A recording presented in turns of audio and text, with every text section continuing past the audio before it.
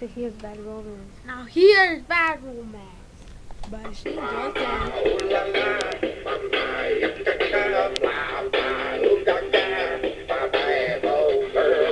Stop! Girl, what the hell are you doing? I'm making a piece of art. Now you making a piece of shit.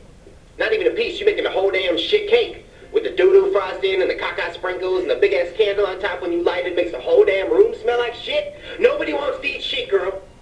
Nobody wants to eat shit. Alright, now try it again. This time don't sound like a deaf prostitute choking on a dick.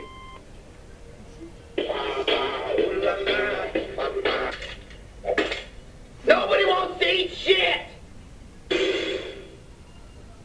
See, even Lady Gaga herself can't explain into words how much it sucks to have a bad romance. And it's not just her that has relationship problems. I mean, look back at Adam and Eve. Huh. What? Why do I have a hole and you have a thing? Maybe mine is messed up. Maybe I should try to push it back in.